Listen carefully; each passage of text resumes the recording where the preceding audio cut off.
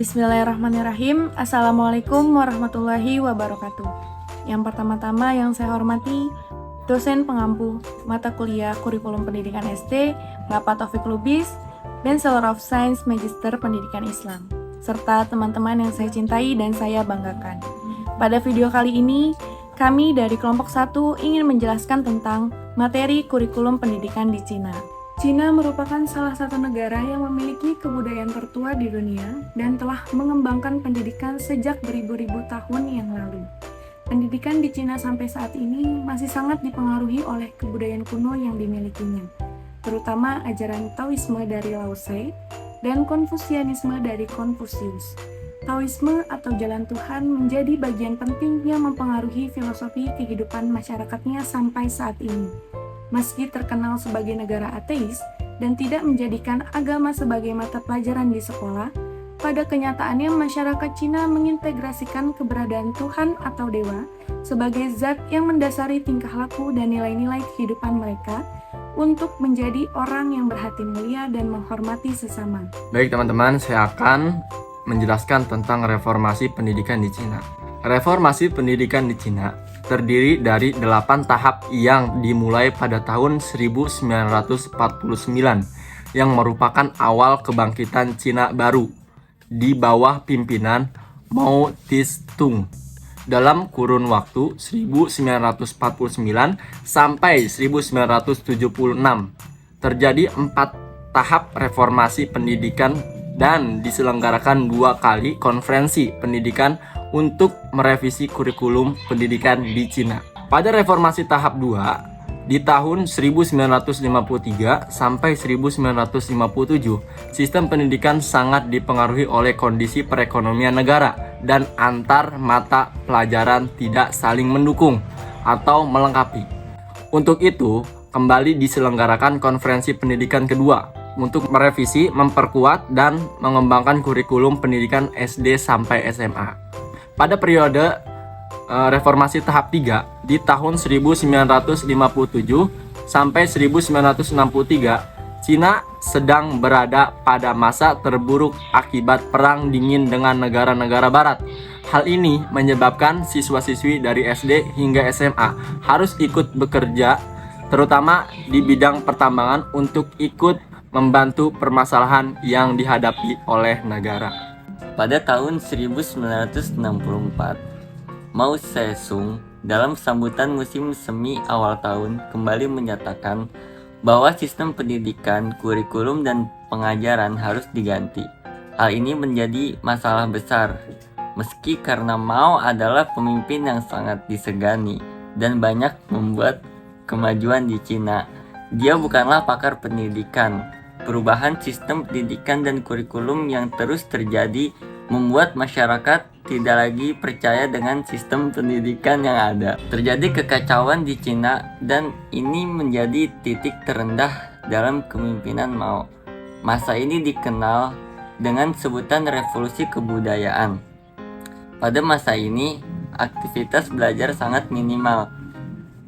Kebanyakan siswa ikut dalam unjuk rasa dan provokasi yang dilakukan masyarakat terhadap pemerintah. Pada tahun 1981, Deng menyatakan perlunya Cina mendirikan SD SMA unggulan. Menurut Deng, daripada kualitas sekolah secara umum jelek, lebih baik dibuat beberapa sekolah yang unggul dengan harapan dapat berimbas kepada sekolah yang lain. Akan tetapi, hal ini juga menimbulkan efek negatif seperti siswa berlomba masuk ke sekolah-sekolah unggulan dengan berbagai cara.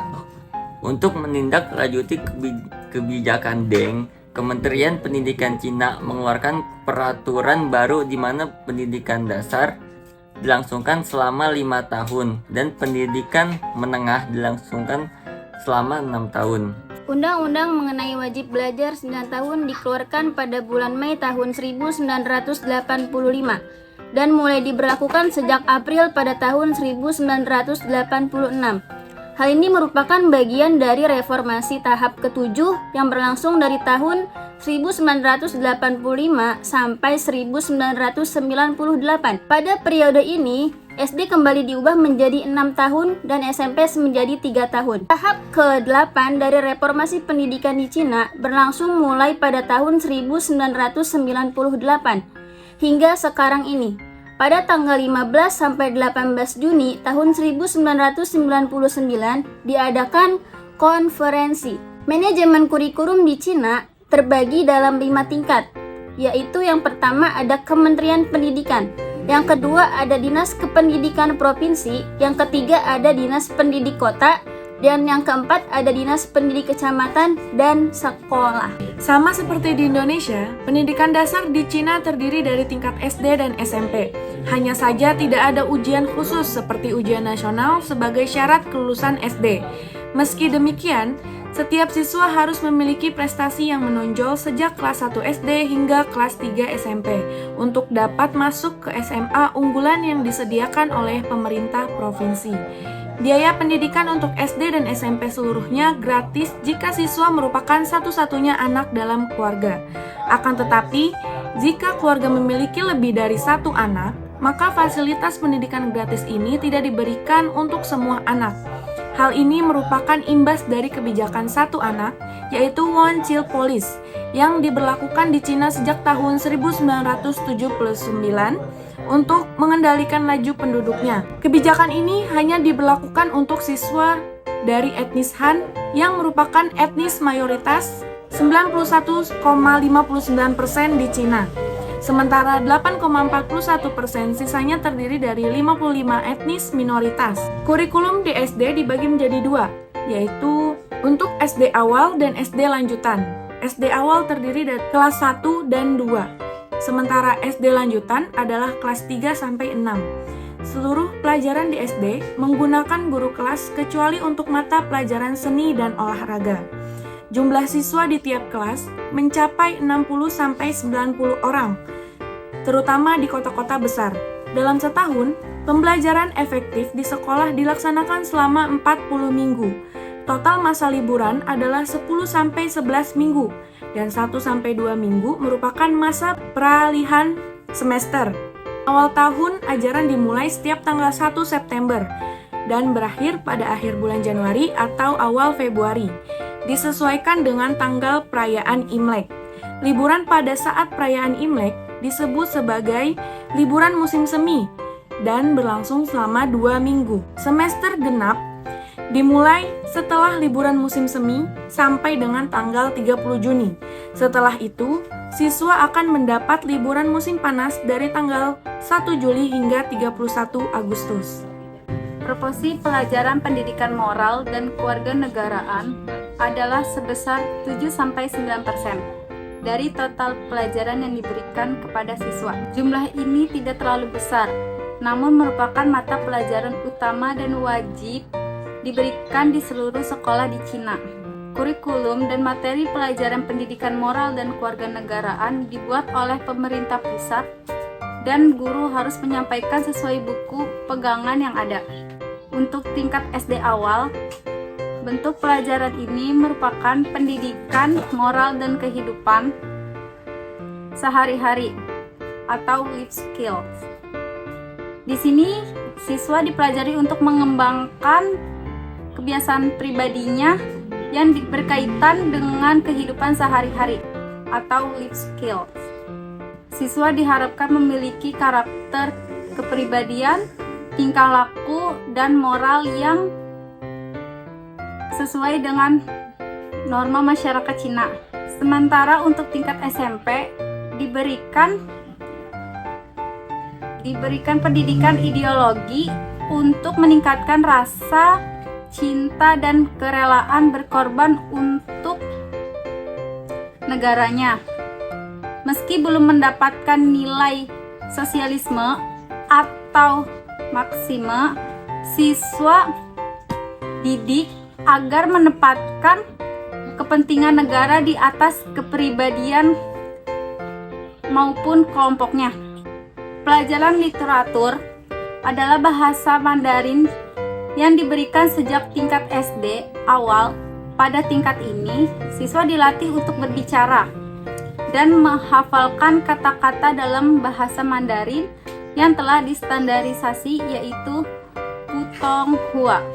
Baru pada tahun 1956, siswa tingkat SD awal belajar untuk membaca aksara Cina yang distandarisasikan, namun belum diwajibkan untuk mampu menulis. Aksara Cina terdiri atas karakter-karakter yang memiliki cara membaca dan makna khusus.